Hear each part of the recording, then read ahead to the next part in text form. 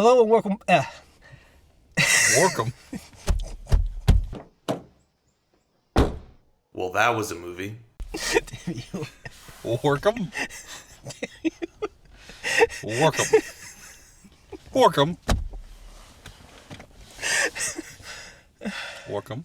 Hello and welcome back to First Thoughts Podcast. I'm Justin, this is Simon, and we're here giving our first thoughts to The Testament of Ann Lee, directed by Mona Fastwald, starring Amanda Seyfried, Lewis Pullman, Thomasin McKenzie, Matthew Beard, and some other people. So it follows the story of Ann Lee as she grows up starting her own religious movement called the Shakers, where she is supposed to be the second coming of Jesus Christ. Jesus has come back as a woman now to fulfill the prophecy, or to fulfill, Scripture, Revelation. supposedly. And I guess because there is man and woman in the world, Jesus has to be both man and woman. So now... Because we're all made in Jesus' image, and Yes. therefore Jesus has to be man and woman. He couldn't simply just be asexual. Yes, and so Ann Lee starts this Shaker movement featuring a lot of dancing and a lot of random movements there, seemingly being filled with the Holy Spirit. Imagine Yoko Ono at a worship service. But they're all Yoko Ono. But especially that old woman in the first one. That was fun. And we follow the rise and fall of her movements, essentially. So yeah, what'd you think, Simon? He loved it. More than anything? Yes. I was thinking about hot dogs. I was thinking about bed. As you can see, we were thoroughly thrilled by this movie. Great follow-up to Mercy. All right, let's to be somewhat serious before he falls completely asleep. The movie looked good. Yeah. Shot well. Yes. There were some decent performances by some people in this movie. Sure. Amanda Seyfried, I heard people say this was her best performance. I don't know that I've seen enough about her to say that for sure. I don't think it was, but she had her moments. I think, yeah, this movie was expertly made. I just don't give a shit. Yeah, it was boring as fuck. For me, I mean, the definition of a 5. And maybe this is a spoiler, but this movie is a musical? Yeah, I didn't expect And it that took either. me half an hour to realize that. That's the funniest thing. I kept cracking up because this line kept popping up like I was preparing to say this in the first thoughts. And every time it popped in my head, I laughed again, which was like the first half hour. I kept going like, man, they're singing a lot. And I'm like, oh, it's a musical. I swore. Because, like, I just thought they were singing. No, I had heard, like, it was the Shakers, and I expected some dancing, and I expected maybe some hymns with the dancing or whatever. But I didn't expect full out, just songs at times. That was, it didn't add a single thing for me. So this is probably, well, it may not blow your mind. This currently has a 79% on Metacritic. Critics love it. Audiences also gave it a 7 so far. Flat 7. And like I said, this movie's masterfully made. Well, actually, I'll just read for you. I scrolled down Metacritic, and Peter Bradshaw gave it a 60.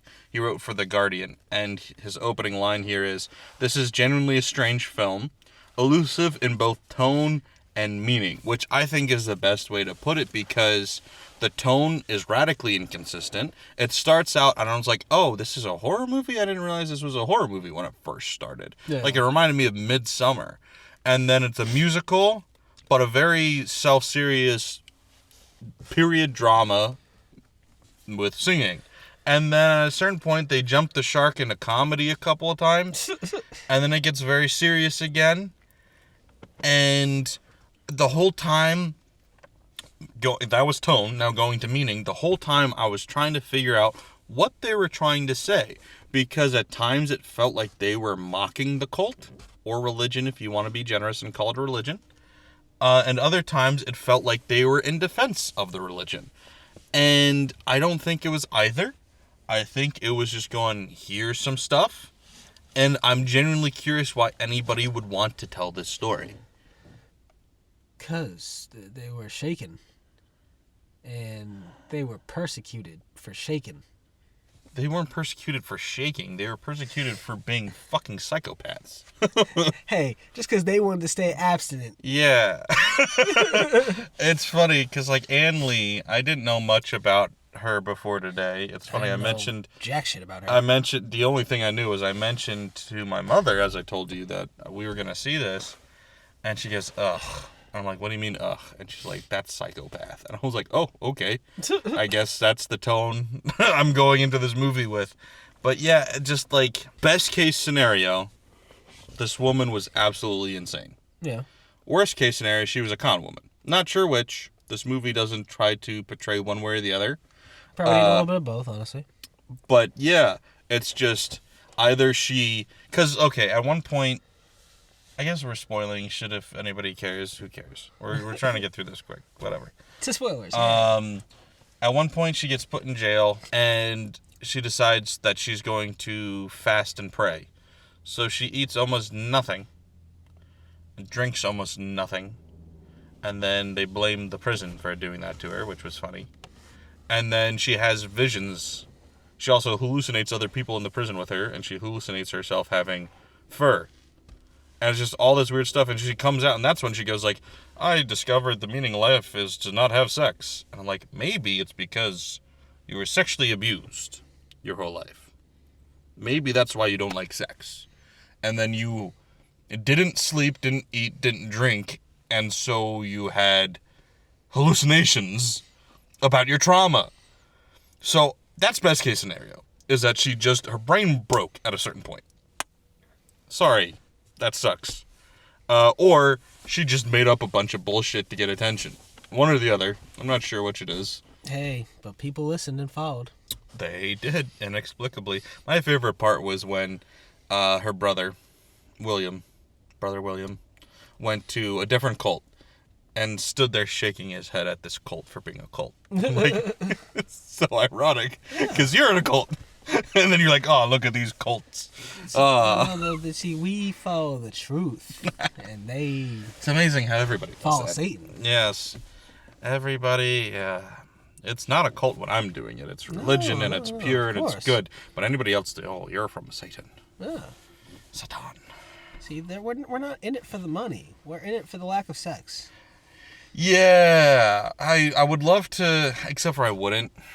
Because I don't give a shit enough to watch a documentary, but I would love to see a documentary on what really was going on, because I'm like, there isn't a clear motive for her unless it's just she wants the power and recognition, because she wasn't getting money out of it. She wasn't getting sex out of it, clearly. Yeah. So what was she getting out of it other than just power? Maybe that's it. Maybe that's all she wanted. Just to become the second coming of Messiah of the Messiah. Yeah, that's crazy. They skirted around that topic a couple of times. They're just like, she claims to be Jesus. And then they're like, and we'll ignore that for a while. And then like, and she's Jesus. I'm like, what? You can't just keep ignoring that. Yeah. That's a pretty big damning moment in your religion, is when you start claiming to be the Messiah. Because, like, you show up as the religious leader, just trying to preach your own, subsection Doctrine, of Quakerism. Sure. That's whatever. You start calling yourself the Messiah, yeah, you're gonna rile some other people up a bit, yeah. Yeah.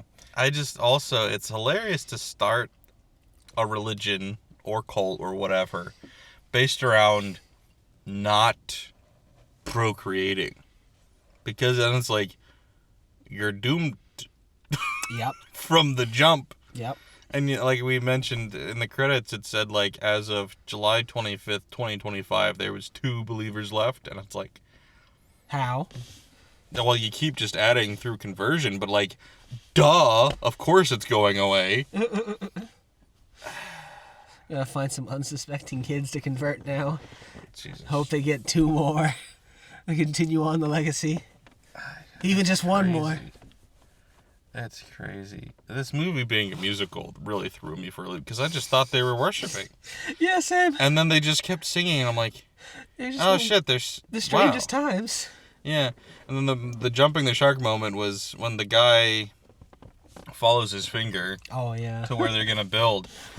And he's like, I forget the phrase, but it's like, I am something, I am led. I am searching, I am led. Yeah, I am searching, I am led. He is searching, he is led. I was just like, shut the fuck up. This is where I was confused on motive by the filmmakers. Because so many times they'd be like, I had this vision. And I just really genuinely felt like the actor or the director or the film was trying to portray the vision as bullshit. And maybe it's just because it clearly was. But, like, so I don't know if the motive... Like, was the movie trying to promote the religion or not? Or was it just like, haha, isn't that a fun story? Maybe they didn't have a motive. Maybe they were just like, ain't this interesting? And I'm like, not really. It's just people choosing not to fuck and then saying, look, aren't we better than everybody else? Dancing, choosing not to fuck, and saying, aren't we better than anyone else? Yeah, for a religion that centers around a lot of gyrating and moaning, which is the other thing that got brought up, is like they were accused of doing that shit naked. And I'm like, they were totally fucking, dude. Yeah. They were probably fucking all the time and then saying, no, we don't. But I guarantee they were. I don't know if Amanda Seyfried was, but the other people were. She's a true believer, and that other one was a true believer too. But it's a Thomas and Mackenzie. you get enough of a group of people, people are gonna pair off, start sneaking off in the woods. No, I'm not even talking pair off. I'm talking like sex cult, like orgies in the woods. I just like keep them a little down low. Yeah, but, you can't. Yeah, there's no way you're all going like on top of each other, not getting a boner. It's just gonna happen. No, you're allowed to have the boner. You just just can't touch it. You gotta ride it out. No, you can't. You cannot, Justin. You missed the point. You missed the point entirely. You gotta ride it out with Jesus.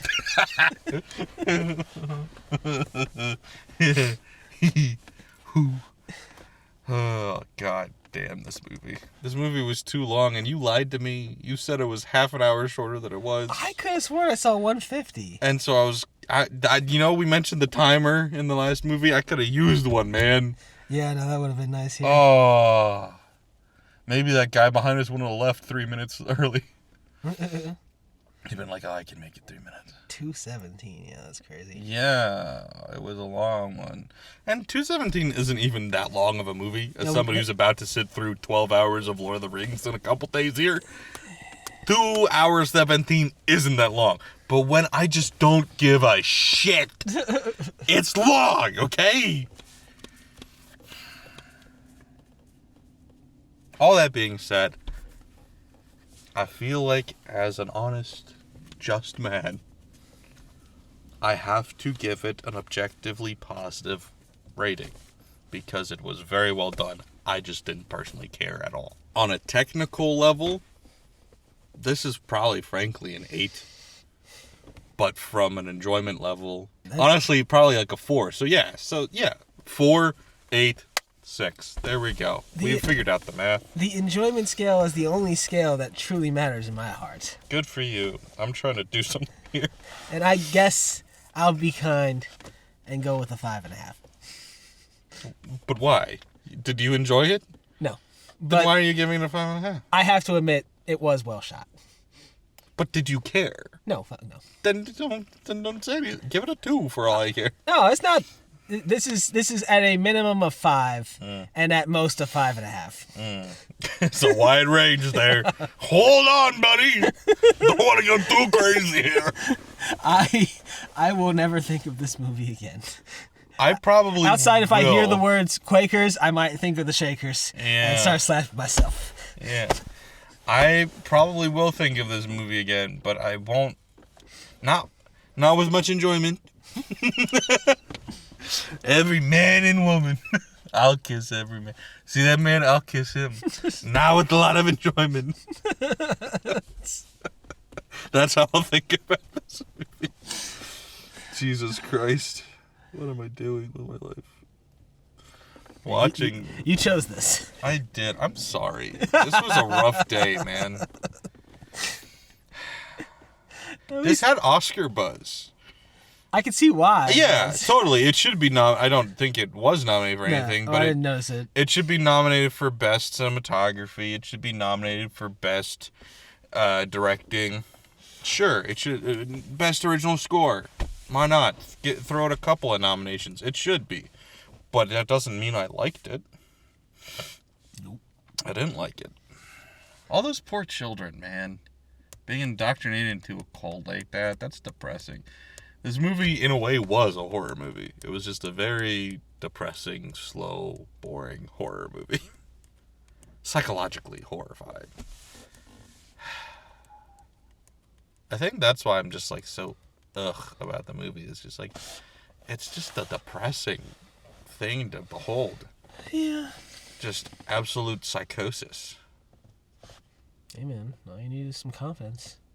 And And crazy you people too will can follow start you. a cult. I mean, shit. The older and older I get, the more and more I just see blind confidence work all the fucking time. Yeah. Oh, another thing that was good? The makeup was good. They kept making Amanda Seyfried look worse and worse and worse as the movie went on. I was like, oh my god, are you okay? It's a tough job making her look worse and worse. Someone's got to do it. Yeah. Well, it'd be harder to make her look better. It's a compliment, Amanda. It's because you already... Okay. It's easy. I mean, it's easy to make somebody who's really pretty uglier. That's all I'm saying. Yeah. It's easy to do that. I get you. Yeah, I don't remember the outro.